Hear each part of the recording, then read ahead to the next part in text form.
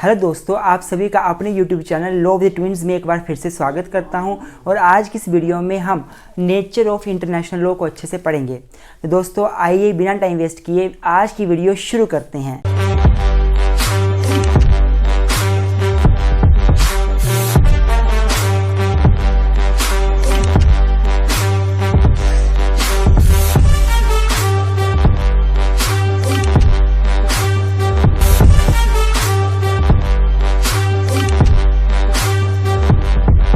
तो स्टूडेंट सबसे पहले इंट्रोडक्शन के साथ टॉपिक की शुरुआत करते हैं। इंट्रोडक्शन के साथ तो अगर आपको मैं इस टॉपिक को इंट्रोड्यूस करने की बात करूं, सबसे पहले तो हमें पता है कि इंटरनेशनल लॉ एक ऐसा लॉ है, it is a branch of that law which regulates the relations among the Nations, जो बहुत सारे नेशंस के रिलेशंस के को आपस में रेगुलेट करता है, उसी को इंटरनेशनल लॉ बोलते हैं।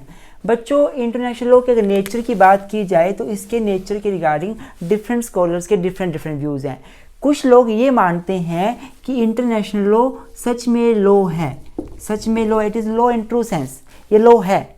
जैसे CPC लॉ है, CRPC लॉ है, IPC लॉ है, वैसे इंटरनेशनल लॉ भी लॉ है। कुछ एक स्कॉलर्स ये मानते हैं, उसमें से एक स्कॉलर का नाम है ओपेनहाइमर। वहीं पे कुछ स्कॉलर्स ऐसे हैं वो मानते हैं ये लॉ नहीं है, it is not a law, ये लॉ नहीं है, ये बस हम इसको लॉ वर्ड यूज़ कर देते हैं लेकिन लॉ है नहीं।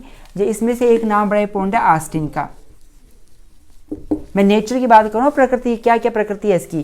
कुछ लोग ये मानते हैं कि इंटरनेशनल लॉ जो है it is week law, it is week law, मतलब लॉ तो उसको मानते हैं पर वीक, कमज़ोर लॉ मानते हैं। वो लोग इसको कंपेयर करते हैं म्युनिसिपल लॉ के साथ और कहते हैं कि इंटरनेशनल लॉ जो है वो वीक लॉ है, लॉ तो है पर वीक लॉ है, कमज़ोर लॉ है। और इसमें एक स्कॉलर है हमारे स्टार्क जो ये बात को महत्व देते हैं। और कुछ लोग ये मानते हैं इसके नेचर को लेके कि इंटरनेशनल लॉ क्या है, it is a vanishing point, it is a vanishing point of jurisprudence. वो ये बोलते हैं कि इंटरनेशनल लॉ क्या है, ये वैनिशिंग पॉइंट है जूरिस्प्रूडेंस का, और हॉलैंड जो है वो इसके सपोर्टर हैं। आपको बता दूं ये नाम आपने याद रखने हैं। अगर आप किसी भी कम्पिटेटिव एग्जाम की UGC नेट की तैयारी कर रहे हैं तो वहाँ डायरेक्ट क्वेश्चन आता है, who said international law is a vanishing point of jurisprudence, Holland. Who said international law is a weak law, Stark.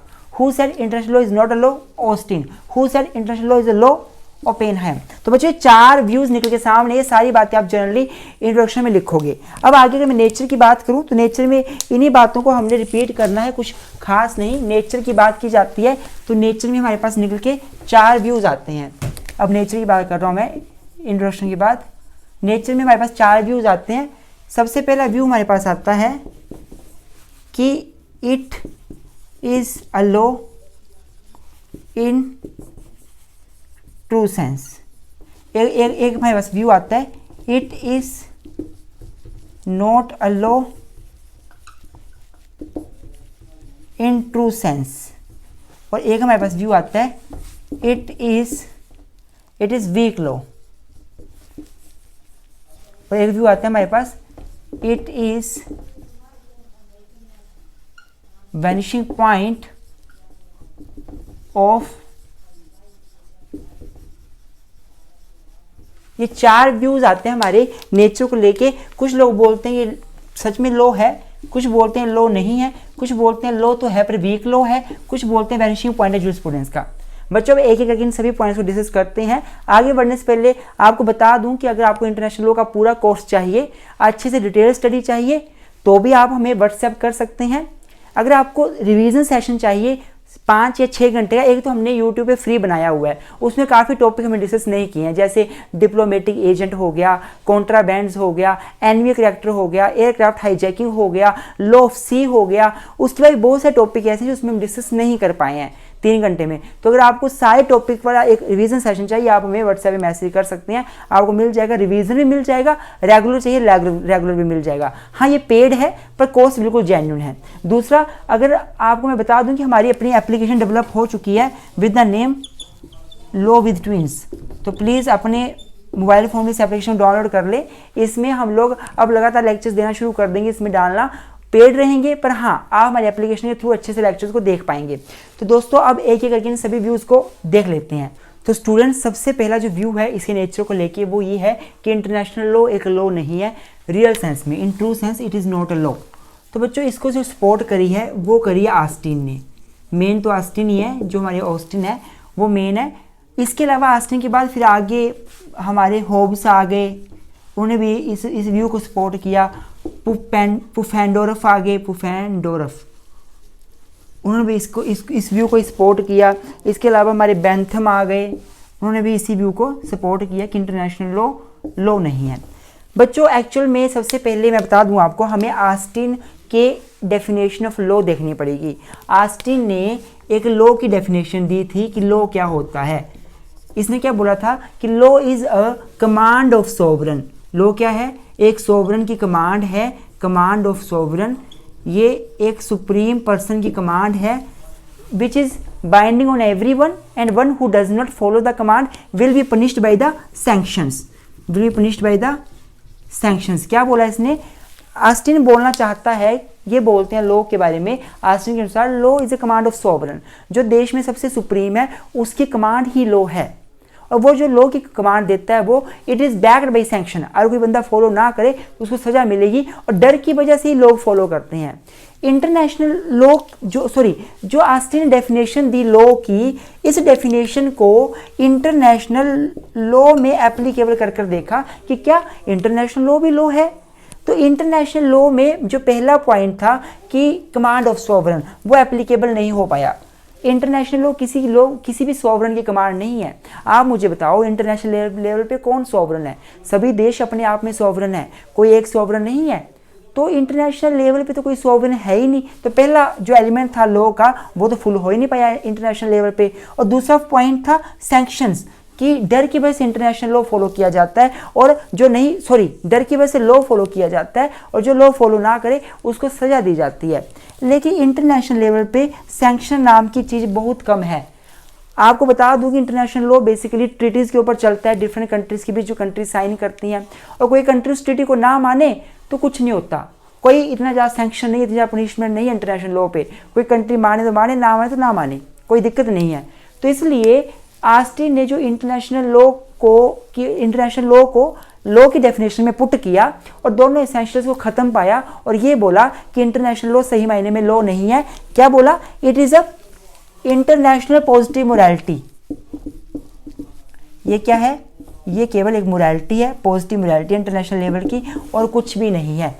लेकिन बच्चों इंटरनेशनल लॉ की जो डेफिनेशन दी ऑस्टिन ने, और जो लॉ की डेफिनेशन दी, इसको काफ़ी क्रिटिसाइज़ किया गया। सबसे पहला क्रिटिसिज्म क्या था? लोगों ने बोला कि जो ऑस्टिन थे उन्होंने कस्टमरी लॉ को इग्नोर कर दिया, कस्टमरी लॉ को इग्नोर कर दिया ऑस्टिन ने बोला कि law is a command of sovereign. लेकिन बहुत सारे ऐसे कस्टम्स हैं जो सोवरन ने कमांड नहीं दी हुई, पर फिर भी सोसाइटी में फॉलो किए जाते हैं, लोग फॉलो करते हैं उनको, किसी सोवरन ने नहीं बनाए वो। तो कस्टमरी लॉ को तो इग्नोर ही कर दिया ऑस्टिन ने। दूसरे ने बोला कि बहुत सारे लॉज ऐसे होते हैं जो हम फॉलो करते हैं बिकॉज ऑफ हैबिट, हमारी हैबिट है फॉलो करने की, तो हम फॉलो करते हैं, ना कि सैंक्शन के डर से, पुनिशमेंट के डर से नहीं फॉलो करते। हम इसलिए फॉलो करते हैं क्योंकि हमारी हैबिट है उन लॉज को फॉलो करने की, हम लॉ अबाइडिंग सिटीजन्स हैं इसलिए फॉलो करते हैं। इस पॉइंट पर भी ऑस्टिन को क्रिटिसाइज किया गया। उसने बोला सैंक्शन जरूरी है, लेकिन क्रिटिक्स बोलते हैं सैंक्शन जरूरी नहीं है इतने ज़्यादा। तीसरा क्रिटिक्स ने क्या बोला?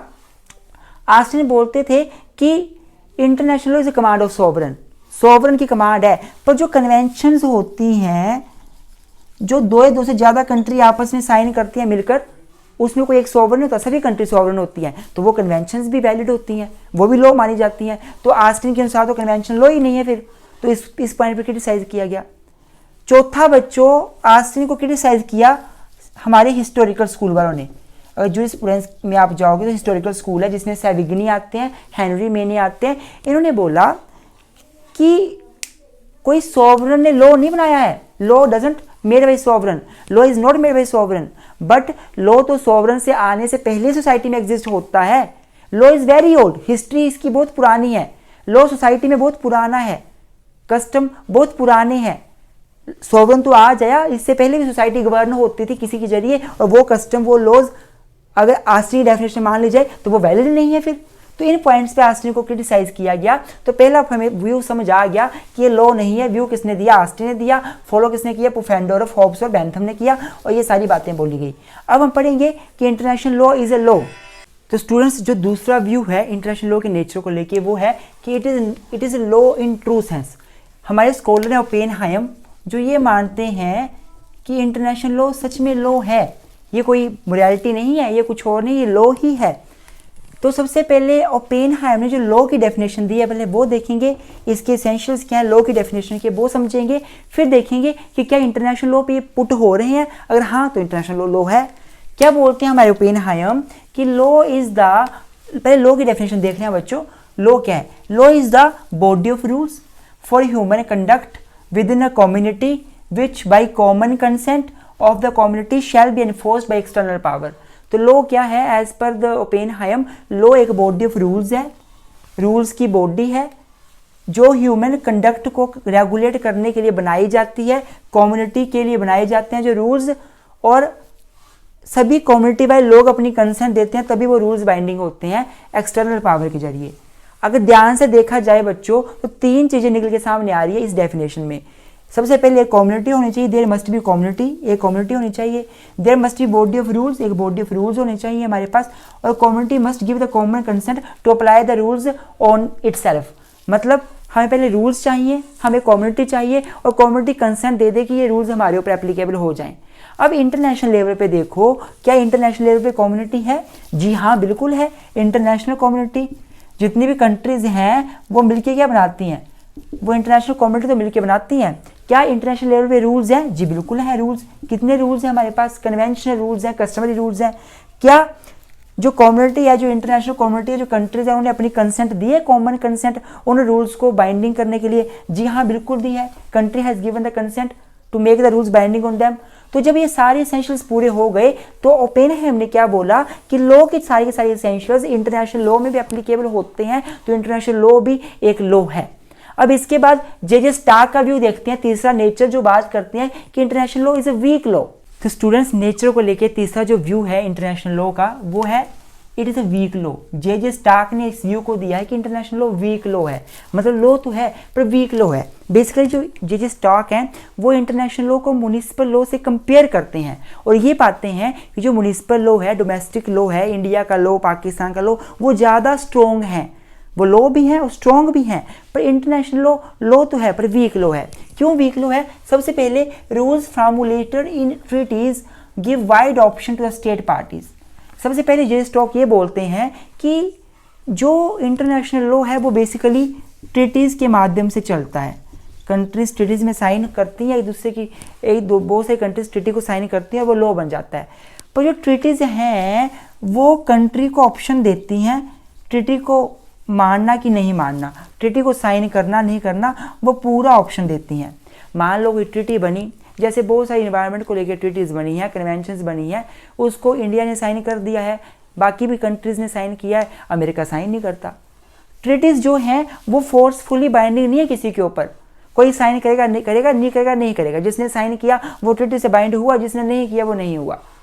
तो इसलिए इसको वीक लॉ बोला गया है। कंट्री में तो ऐसा नहीं होता, लोगों से तो नहीं पूछा जाता कि भाई हम लॉ बना रहे हैं, आईपीसी बना रहे हैं, बता दो जो अपने ऊपर एप्लीकेबल करना चाहता है वो साइन कर दो इसके ऊपर, और जो नहीं चाहता अपने ऊपर एप्लीकेबल करना वो मना कर दो। ऐसा तो नहीं होता, सभी के ऊपर इक्वल लॉ अप्लाई होता है ना। पर इंटरनेशनल लॉ में ऐसा नहीं होता। इंटरनेशनल लॉ में जो ट्रीटीज़ होती हैं उसको कंट्रीज़ की मर्जी है, कंट्री साइन करे ना करे। अगर साइन करेगी तो ट्रीटी का मेंबर होगी, नहीं करेगी तो नहीं होगी। दूसरा जो इसका वीक लॉ होने का कारण है वो है no court in true sense. International level पे कोई कोर्ट है ही नहीं सही मायने में। हाँ, आईसीजे है, इंटरनेशनल कोर्ट ऑफ जस्टिस बना हुआ है, पर आईसीजे सभी कंट्रीज़ के ऊपर बाइंडिंग नहीं होता। जो कंट्रीज़ के बीच डिस्प्यूट है, अगर वो खुद अपना मामला इंटरनेशनल कोर्ट ऑफ जस्टिस के पास लेकर जाते हैं तो आईसीजे का डिसीजन बाइंडिंग होगा, नहीं तो नहीं होगा। और दूसरी बात, जो आईसीजे है इसका डिसीजन प्रेसिडेंट भी नहीं होता। जैसे इंडिया में सुप्रीम कोर्ट डिसीजन दे प्रेसिडेंट बन जाता है, हाई कोर्ट डिसीजन दे लॉ बन जाता है, लेकिन आईसीजे डिसीजन दे वो लॉ नहीं बनता। हर बार नए केस होगा, नया डिसीजन आईसीजे देगा, पुराने डिसीजन की कोई बाउंडेशन नहीं होती उसको फॉलो करने की। तो इसलिए भी इंटरनेशनल लॉ वीक लॉ है। तीसरा, lack of effective enforcement system. International level पे एनफोर्समेंट सिस्टम बड़ा इफेक्टिव नहीं है, बहुत ही कम इफेक्टिव एनफोर्समेंट सिस्टम है। अपने लोकल लेवल पे देखो आप, म्यूनिसिपल लेवल पे अगर लॉ बन गया एनफोर्स करने के लिए पुलिस फोर्स, आर्मी, उसके बाद हमारी बीएसएफ, हमारी तिब्बतियन फोर्स, कितनी ज़्यादा हमारी फोर्सेस हैं जो लॉ को एनफोर्स करा ही देती हैं। लेकिन फॉरेन इंटरनेशनल लेवल पे अगर कोई कंट्री लॉ को फॉलो नहीं करती है, कुछ नहीं किया जा सकता।